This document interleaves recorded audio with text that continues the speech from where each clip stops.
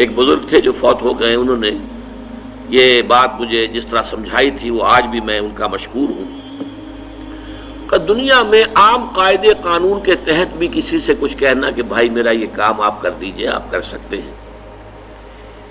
ایک دفعہ کہنا جائز ہے، دوسری مرتبہ یاد دلا دینا کہ شاید بھول گئے وہ بھی جائز ہے، تیسری مرتبہ کہنا شرک ہو جائے گا،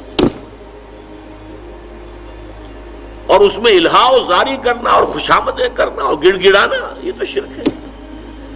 تم نے یہ سمجھا ہے کہ تمہارا کام یہی کر سکتا ہے، کام کرنے والا تو اللہ ہے، لا فاعل فی الحقیقت ولا مؤثر الا اللہ۔ حضور نے فرمایا کہ اگر تمہیں جوتا باندھنے کا تسمہ درکار ہو تب بھی اللہ سے مانگو، کسی کے سامنے سوال کا جو ہاتھ جو ہے وہ دراز نہ کرو۔ اللہ نے تمہیں ایک عزت نفس دی ہے، اس عزت نفس کو دہلا نہ بناؤ، کسی کے سامنے جو ہے اپنا ہاتھ پھیلا دینا، اپنی عزت نفس جو ہے اس کو ختم کر دینا ہے، مت مانگو کسی سے کچھ۔ لیکن یہ کہ ٹھیک ہے دنیا میں کام چلتا ہے۔ حضور کا شکی شان تو یہ تھی کہ اگر آپ سواری پر ہوتے تھے اور آپ کی چھڑی گر گئی تو سواری کو بٹھا کے اس سے اتر کر چھڑی خود اٹھاتے تھے، آپ کسی اپنے ساتھی سے یہ نہیں کہتے تھے کہ میری چھڑی پکڑا دو مجھے۔ آپ کی تو غیرت کا عالم جو ہے وہ بہت بلند تھا، بہت بلند تھا، بہت بلند تھا۔